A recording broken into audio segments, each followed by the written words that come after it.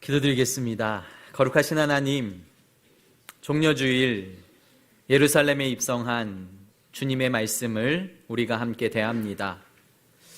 부족하고 연약한 우리의 심령 가운데 예수 그리스도의 복음으로 채워주시고 우리가 그 말씀으로 살아가게 하여 주시옵소서. 예수님 이름으로 감사하며 기도드립니다. 아멘. 오늘은 종려주일입니다. 예수님께서 예루살렘으로 입성하신 날, 예수님께서 33년, 그러니까 3년의 공생애를 마치시고 예루살렘에 입성하시며 마지막 일주일을 보내시며 십자가의 죽음을 맞이하십니다. 오늘부터 고난주간의 시작이기도 하고요, 내일부터 금요일까지 있을 우리 고난주간 저녁기도회 꼭 기억하시고 참여하셔서 주님의 큰 은혜가 여러분들의 삶 가운데 넘쳐나기를 축복합니다.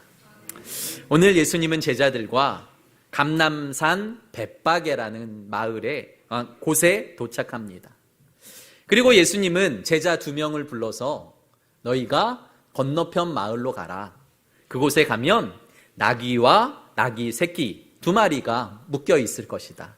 그러면 그것을 끌고 나에게 와라. 혹시 누가 왜 가지고 가냐라고 묻거든 주가 쓰시겠다고 하라, 이 얘기만 해라. 그러면 그 사람이 순순히 내어줄 것이다 라고 말씀합니다. 예수님은 이 땅에 오신 왕이십니다.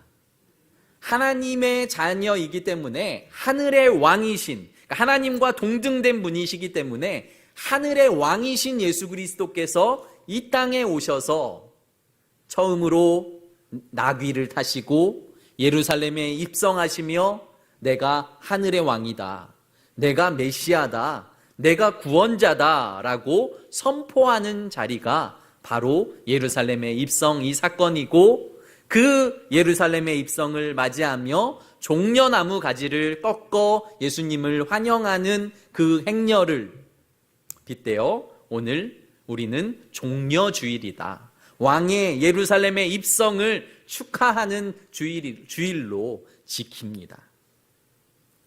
예수님은 겸손의 왕이십니다.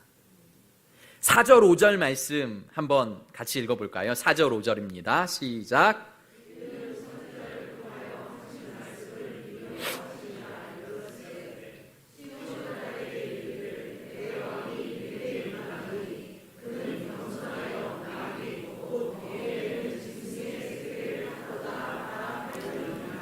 아멘.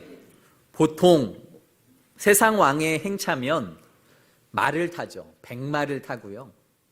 그리고 군악대의 빵빠레가 울려 퍼지고요. 그리고 레드카펫이 깔릴 겁니다. 그런데 예수님의 행차는 어린 나귀를 타셨고, 그리고 그냥 군중들의 함성 소리가 있었고, 그저 주위에 있는 가장 구하기 쉬운 나뭇가지들을 꺾어서 그 길을 메꾸는 일에 지나지 않았습니다. 그럼에도 불구하고 예수님의 행차가 가장 귀하고 겸손했던 이유는 하나님의 아들이 이 땅에 메시아로 등극하는데 나귀를 타셨다는 것이고, 그 나귀를 타신 이유가 바로 성경에 예언된 말씀을 성취하기 위함임을. 그러니까 예수님은 메시아임과 동시에 나는 성경에서 말하고 있는 그 예언된 메시아야 라고 선포하고 있는 그 장면이 바로 오늘 말씀입니다. 이스라엘 백성 모두는 우리의 왕은 하나님이십니다 라는 마음이 있었습니다. 비록 행동이 그러지는 못했을지라도 왕부터 백성들까지 모두 이스라엘의 주인은 하나님이십니다, 이스라엘의 왕은 하나님이십니다 라는 마음을 가지고 있었기 때문에 이스라엘의 왕이 등극할 때에도 종종 나귀를 타고 등극하는 일이 있었습니다. 왜냐하면 내가 왕이 아닙니다, 나는 하나님이 왕이신 나라의 그저 일꾼일 뿐입니다 라는 모습으로 최대한 겸손하게 나귀를 타고 등극하는 거죠. 구약의 예언된 말씀을 통하여서 그 말씀과 같이 오늘 등장하시는 예수님. 예루살렘은 평화의 성이라는 뜻입니다. 샬롬 하잖아요. 그런데 샬렘 해서 예루살렘. 샬렘은 평화라는 뜻이고 예루살렘은 평화의 성, 평화의 마을이라는 뜻입니다. 평화의 마을로 겸손한 평화의 왕이 입성하시는데 그 땅은 불법의 땅이었고요. 그 땅은 불의의 땅이었고 그 땅은 예수 그리스도를 어떻게 죽일지 모의하는 죄악의 땅이었습니다. 예수님은 그 모든 상황과 환경을 아심에도 불구하고 그 땅으로 들어가십니다. 예수님이 이 땅으로 들어가시기에 앞서 마태복음 20장에 한 사건이 등장합니다. 한 어머니가 두 아들을 데리고 예수님의 제자인 두 아들을 데리고 예수님 앞에 옵니다. 세베대의 아들 두 사람을 데리고 와서 예수님, 당신이 왕위에 오를 때에 내 아들 하나를 좌편에, 내 아들 하나를 우편에 앉게 해주십시오. 제자들이 그 이야기를 듣고 화를 내고 분을 냅니다. 예수님은 저들을 다 모읍니다. 제자들을 모으시고 천국에서는 너희가 크고자 하냐? 천국에서는 크고자 하는 자가 낮은 자가 되고 섬기는 자가 되어야 한다. 그리고 너희가 높아지려고 하냐? 높아지는 것이 아니라 너희들은 낮아지고 겸손해지고 섬기는 자가 되어야 한다라고 말씀하시는 장면. 그리고 난 후에 예수님께서 섬김의 본을, 겸손의 본을 이 예루살렘 입성을 통해서 보이시는 장면. 예수님이 겸손하신데 우리는 어떠해야 할까요? 예수님이 겸손하시니 우리가 겸손해야 합니다. 이 예화를 잘 아시는 분들이 많이 있겠지만 한 번 더 들으십시오. 한 장로님이 한 장로님입니다. 한 장로님이 아니라 한 명의 장로님이 천국에 가셨습니다. 천국에 가셨는데 예수님이 기쁘게 맞아주십니다. 기쁘게 맞아주시고 잘 왔다. 우리 같이 천국에서 기쁨의 삶을 누리자라고 말하며 그동안 수고했으니까 내가 자장면 한 그릇을 대접해 줄게 라고 말하는 거예요. 예수님과 함께 중국집에 들어갔습니다. 예수님은 짜장면 한 그릇을 시켜서 그 장로님에게 대접을 하는 거죠. 장로님이 자장면을 먹으려고 자리에 앉았는데 옆에 잘 아는 김집사님이 계신 거예요. 그런데 그 김집사님은 짜장면과 탕수육이 있는 거예요. 예수님, 제가 뭐가 부족할까요? 라고 말하는 거죠. 왜 김집사님은 짜장면과 탕수육이 있고 저는 짜장면만 주십니까? 예수님이 조용히 해. 너희 교회 담임 목사는 짜장면 배달 갔다. 이렇게 말씀하셨다는 거죠. 이 땅에서 큰 사람, 이 땅에서 높은 사람, 이 땅의 영광을 바라고 이 땅에서 영광을 누렸던 그 사람은 천국에서 짜장면 배달해야 하는 것입니다. 그런데 더 안타까운 것은 이 목사님이 부러웠습니다. 와, 짜장면 배달을 해도 천국 갔네. 왜냐하면 천국 못 갈 담임 목사들이 많기 때문인 거죠. 천국 못 갈 수 있는 장로님들이, 천국 못 갈 수 있는 성도들이 많기 때문입니다.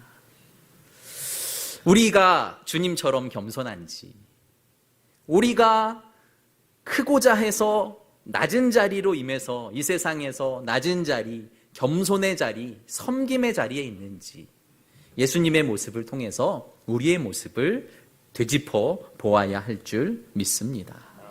두 번째로는 예수님은 섬김의 왕이셨습니다. 순종의 왕이셨습니다. 우리 마태복음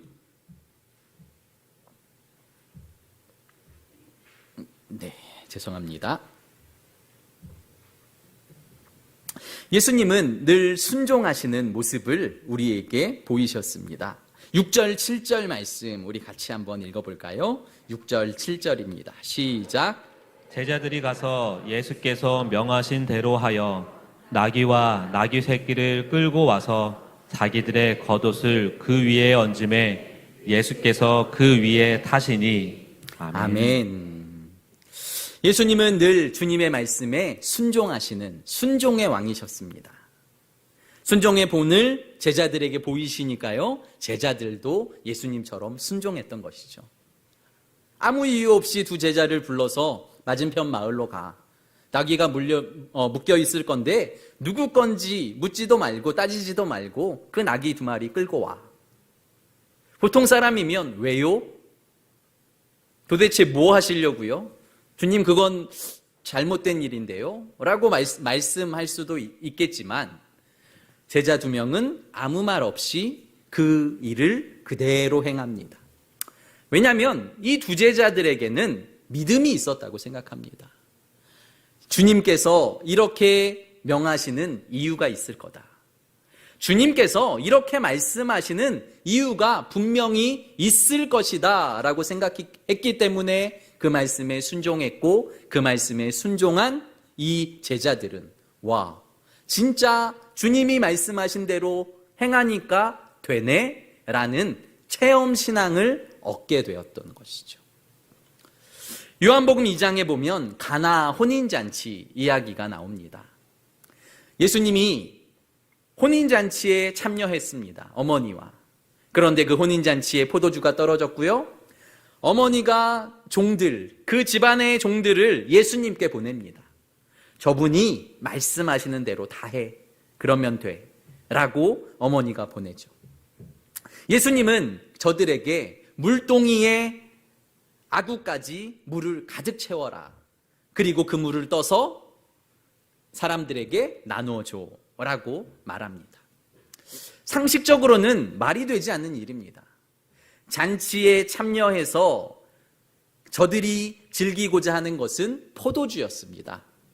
그리고 우리처럼 물이 맑은 나라가 아니기 때문에 이스라엘은 석회가 많아서 그냥 물을 마시면 배가 아프거나 탈이 나는 일이 많았기 때문에 그것을 포도주로 만들고 다른 음료로 만들어서 마시는 것이 상식이었습니다. 그럼에도 불구하고 그 사람들은 예수님의 말씀에 순종합니다. 손 씻는 물, 발 씻는 물로 물을 담는 그 항아리에 물을 가득 채우고 그 물을 떠서 사람들에게 나누어 주는 것이죠. 사람들은 그것을 먹고 마시고 포도주가 왜 이렇게 좋은 포도주가 마지막에 나왔냐라는 말을 합니다. 요한복음 2장 9절이 그 말씀입니다. 연회장은 물로 된 포도주를 맛보고 어디서 났는지 알지 못하되 물 떠온 하인들은 알더라. 아멘. 사람들은 몰라요. 그 포도주를 마시면서도 이거 어디서 난 거야? 모른다는 거죠. 누가 행한 거야? 누구의 말씀이야?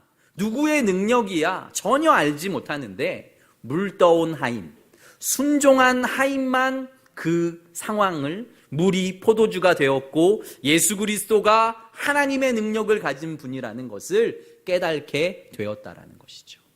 하나님의 말씀이 우리에게 들릴 때가 있습니다. 하나님의 말씀이 우리의 마음을 감동시킬 때에 우리는 그 말씀에 순종할 때에만 그 하나님의 능력을, 하나님의 영광을 바라보고 깨닫게 된다는 것을, 체험신앙을 갖게 된다는 것을 사랑하는 성도 여러분 기억하시길 바랍니다. 순종하면 떠오르는 옛날 이야기가 있습니다. 한 대갓집에 두 머슴이 있었는데요, 이들이 시간이 몇 년이 지나고 몇십 년이 지나서 이제는 종살이를 마치고 각자의 고향으로 돌아가는 날이 되었습니다. 바로 그 전날에 이 대감님이 이 두 사람을 부르는 거예요. 너희들이 나를 위해 너무 수고했다. 내일이면 집에 가지? 그런데 한 가지 부탁이 더 있다. 미안하지만 너희들이 밤새 짚을 가져다가 아주 얇고 아주 긴 새끼줄을 꼬아 주었으면 좋겠다라고 저들에게 부탁을 합니다. 두 사람이 짚을 가지고 자신의 방으로 함께 들어갑니다. 그리고 한 사람은 불평불만에 가득 찼습니다. 아니, 내가 몇십 년을 주인을 위해 일했는데 마지막 날까지 이렇게 나를 부려먹어야겠어? 라고 불평불만하며 두꺼운, 그냥 대충 두꺼운 새끼줄을 아주 짧게 만들고 바로 잠이 듭니다. 그런데 또 다른 종은 생각이 달랐습니다.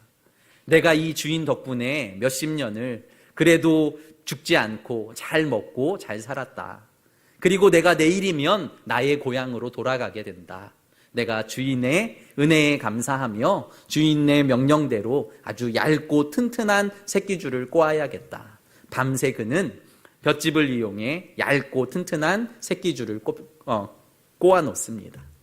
아침이 되니 두 종을 부릅니다. 주인이 너무 감사하다. 너희들 때문에 내가 너무 편했고 내가 너무 기뻤다. 너희들이 집으로 돌아가는데 선물을 주고 싶다.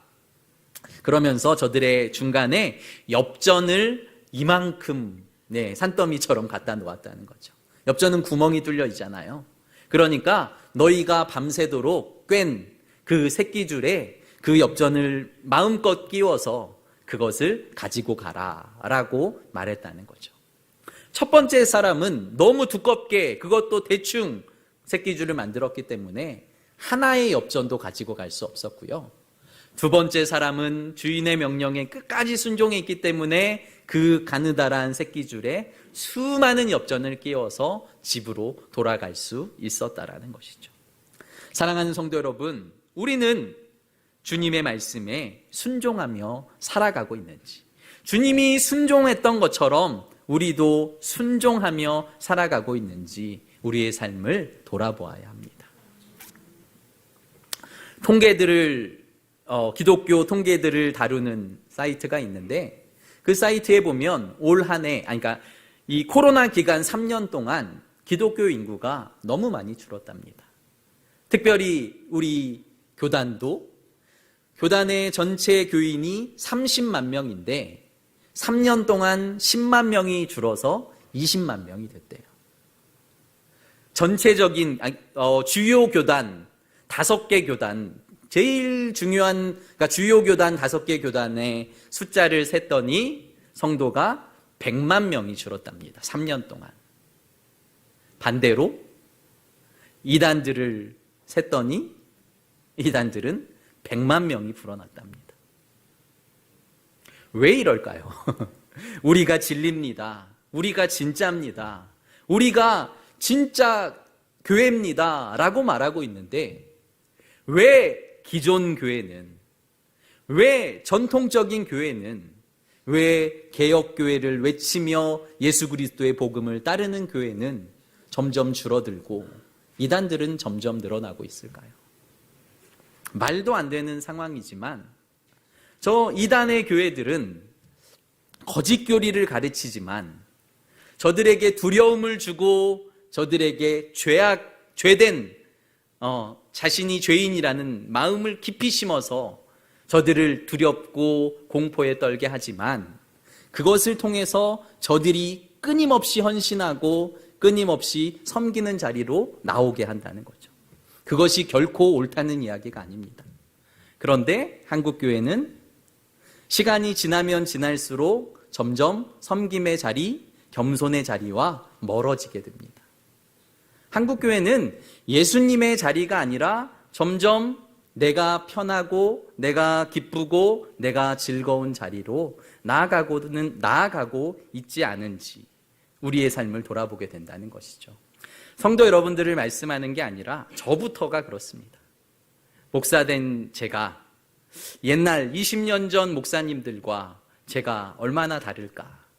아니면 10년 전 목사님들의 목회와 저의 목회는 얼마나 다를까 돌아보면 내가 예수님처럼 겸손한, 내가 예수님처럼 섬기는 자리에 서 있나라는 생각을 하게 됩니다.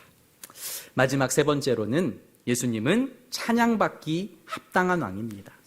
8절 9절 말씀 함께 읽겠습니다. 시작. 대다수는 그들의 겉옷을 길에 펴고 다른 이들은 나뭇가지를 베어 길에 펴고 앞에서 가고 뒤에서 따르는 무리가 소리 높여 이르되 호산나 다윗의 자손이여 찬송하리로다. 주의 이름으로 오시는 이여 가장 높은 곳에서 호산나 하더라. 아멘. 아멘. 제자들은 겉옷을 나귀 위에 펴니다. 안장처럼. 예수님은 그곳에 타고요. 사람들은 자신의 겉옷을 벗어서 바닥에 깔기 시작합니다. 그리고 또 종려나무를 꺾어서 바닥에 깔고 그리고 손으로 흔듭니다. 겉옷을 벗는다는 뜻은요, 겉옷 다음에 바로 속옷이거든요. 모든 것을 벗어서 내가 당신에게 충성합니다 라는 뜻인 거예요. 종려나무를 흔든다는 뜻은 승리를 상징합니다. 왕들이 전쟁에서 이기고 돌아올 때마다 백성들은 종려나무 가지를 꺾어서 승리의 찬송을 불렀다는 거죠. 그러니까 이들이 정치적인 메시아, 예수님께서 원하시지 않는 세상적인 왕이 오심을 찬양하고 있지만 사실은 예수님이 영적인 메시아, 십자가에서 죽으시고 부활하시고 우리를 살리실 그 메시아로 오심을 찬양받는 일에 이들이 쓰임받고 있다는 것을 우리는 기억해야 합니다. 이들이 소리치며 막 수군수군 되니까요, 온 성이 소동이 났다고 이야기합니다. 10절, 11절 말씀도 보십시오. 예수께서 예루살렘에 들어가시니 온 성이 소동하여 이르되 이는 누구냐 하거늘 무리가 이르되 갈릴리 나사렛에서 나온 선지자 예수라 하니라. 예루살렘 성이 예수님 때문에 소동이 일어납니다. 호산나 호산나 다윗의 왕이여 라고 찬양하니까요, 그건 왕에게만 할 수 있는 거예요. 메시아에게만 할 수 있는 거니까 소동이 일어나기 시작합니다. 그 왕이 누군데? 그 사람이 누군데? 도대체 누가 예루살렘에 들어왔는데 사람들이 지금 난리가 났습니다. 그가 누군데? 라고 말하는 사람들이 있는 거죠. 뭔가 막 소동이 일어나니까 같이 박수 치려고 나왔는데 누군지도 모르는 사람에게 박수를 치는 사람도 있고 종려나무 가지를 흔드는 사람도 있었다라는 것이죠. 사랑하는 성도 여러분, 여러분에게 예수님은 누구냐는 거죠. 예수님은 찬양받기 합당하신 분입니다. 똑같은 병행 본문이 누가복음에 있는데요, 누가복음에는 바리새인 한 사람이 예수님께 옵니다. 그래서 예수님, 당신이 지금 무슨 상황인 줄 아십니까? 저들을 제발 조용하게 하십시오. 지금 왕이 입성하는 일을 당신이 지금 벌이고 있는 겁니다. 얼마나 심각한 상황인 줄 압니까? 지금 조용하게 하십시오 라고 말했는데요, 예수님이 뭐라고 말씀하시냐면 저들이 조용하면 돌들이 찬양하게 될 것이다 라고 말할 정도로 예수님은 찬양받기 합당하신 분이었다는 거죠. 예수님의 예루살렘의 입성에 찬양과 경배가 있어야 한다는 것, 그리고 예수님이 누군지 온전히 아는 고백이 있어야 한다는 거죠. 예수님이 누구야 하는데 모르겠는데 하는 분들이 대부분이었고, 예루살렘의 선지자래, 저 사람이 오병이어의 기적을 베푼 사람이래, 저 사람의 능력이 있다는데, 저 사람이 그래도 괜찮은 사람이라는데, 세상 사람들은 예수님이 들어오는 것에 자신들의 상상력을 동원해서 나만의 예수님을 말하고 있는 거예요. 우리를 로마에서 해방시키실 분, 나의 이 가난을 벗어나게 하실 분, 내가 이 고통 가운데 벗어나게 하실 분, 나에게 있는 필요들을 가지고 예수님은 나에게 이런 모든 것들을 해결해 주실 분이야 라고 상상하고 있는데, 예수님은 나는 영적인, 나는 너희의 영혼을 살릴, 나는 너희를 죽음에서 구원시킬, 나는 영원한 왕, 나는 영광의 왕, 나는 하늘의 왕이야 라고 말씀하고 계신 거죠. 그러면서 십자가 앞으로 나오는 겁니다. 나는 죽음으로 말미암아 너희를 구원할 거다, 나의 부활로 말미암아 너희를 구원할 거야 라고 말씀합니다. 제자들은 신이 났습니다. 예수님이 예루살렘에만 입성하면 왕이 될 줄 알았어요. 높은 곳에 올라갈 줄 알았어요. 그래서 나는 좌편, 나는 우편 서로 싸우기 시작했고요. 모든 군중들도 예수님을 바라보며 희망을 갖기 시작했어요. 와, 저 사람이 왕이 되면 먹을 것 입을 것 걱정하지 않겠다. 저분이 왕만 되면 우리가 정말 좋은 날이 찾아오겠다. 그런데 누가복음 19장 41절, 예수님이 예루살렘에 입성하시며 가장 먼저 하신 일이 뭐냐면요, 누가복음 19장 41절 같이 읽어볼까요? 시작. 가까이 오사 성을 보시고 우시며. 아멘. 아멘. 예수님은 예루살렘에 도착하셔서 성을 바라보시고 우셨다라고 기록되고 있어요. 예수님은 목자 없는 양같이 죄악에서 허덕거리는 저 성을 보며 우셨어요. 예루살렘 평화의 성이라고 이름 지으셨는데 하나님께서 그들은 전혀 평화롭지 않고 그들의 왕은 하나님이 아니라 저들의 불법과 저들의 죄악으로 만연한 저 땅이 결국 돌 위에 벽돌 한 장 남지 않고 무너질 것을 주님은 아셨기 때문에 예루살렘을 향해서 울고 계신다는 거죠.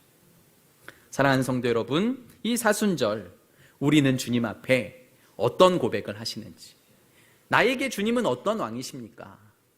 나에게 주님은 그저 나의 필요를 채워주실 지니와 같은 사람이 아닙니까? 예수님은 나에게 그저 필요할 때만 불러내서 나를 도와줄 나의 마음의 위로자는 아니십니까? 우리 예수님은 나의 하나님, 나의 구세주라는 것을 우리가 믿고 고백해야 합니다. 또 하나, 겉옷을 벗어 주님 앞에 내어드렸던 제자들과 그리고 무리들처럼 예수님에 대해서 깊이 알지는 못했지만, 그의 뜻이 무엇인지는 알지 못했지만 그 왕을 향해 자신의 겉옷까지 벗어 내어드린 것처럼 나의 삶을, 나의 중심을, 나의 모든 것들을 주님이 원하시는 그때에 내어드리는 자리에 우리가 나아가는지, 나의 삶을 점검하시고 나의 삶의 주인이신 예수 그리스도를 다시 만나시는 성도 여러분들 되시기를 예수 그리스도의 이름으로 축복합니다. 아멘. 우리 이 찬양 아까 처음 찬양으로 했는데요, 당신은 영광의 왕, 우리 이 찬양 한번 부르고 우리 기도하길 원해요. 후렴만 부르면 어떨까 생각합니다. 호산나 다윗의 자손께, 이 부분 우리가 호산나 외치는데요, 그 왕이 우리의 필요로 세워지는 왕이 아니라 오직 말씀대로, 오직 하나님의 뜻대로 우리의 삶을 주관하고 우리의 삶을 다스릴 왕으로 우리가 모셔드립니다 라는 마음으로 고백하겠습니다. 호산나 다윗의 자손께, 호산나 다윗의 자손께, 호산나 불러 왕 중의 왕, 호산나 불러 왕 중의 왕, 높은 하늘에 영광을 예수 주 메시아. 한 번 더 고백합니다. 호산나, 호산나 다윗의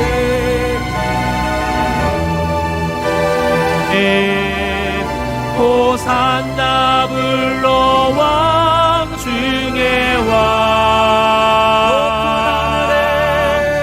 높은 하늘에 영광을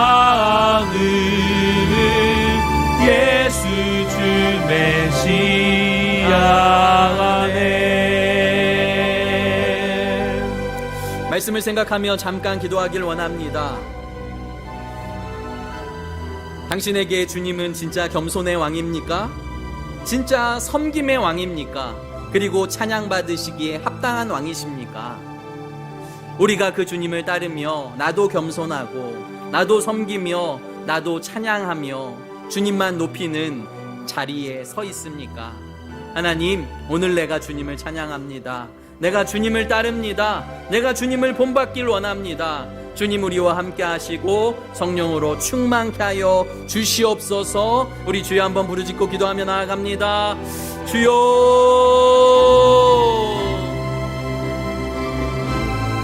거룩하신 아버지 하나님, 주님을 바라봅니다. 소망합니다. 오직 예수 그리스도께서 나의 왕이십니다. 아버지 하나님, 나의 아버지 목자 되십니다. 나도 주님처럼 겸손하게 하시고, 나도 주님처럼 섬기게 하시고, 나도 주님처럼 따르게 하여 주시옵소서. 아버지 하나님,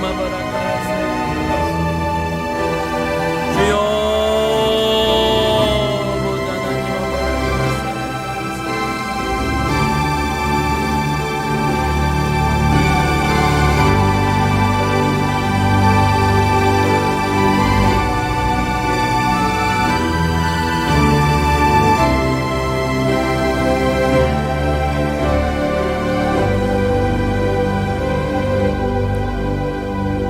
주님께서 우리에게 서로 사랑하라고 하셨으니 우리가 서로 사랑하길 원합니다. 서로 섬기라고 하셨으니 서로 섬기길 원합니다. 무엇보다 겸손하라고 하셨으니 우리도 겸손하길 원합니다. 주님의 뒤를 따르는 제자들 되게 하여 주시옵소서. 예수님 이름으로 감사하며 기도드립니다. 아멘.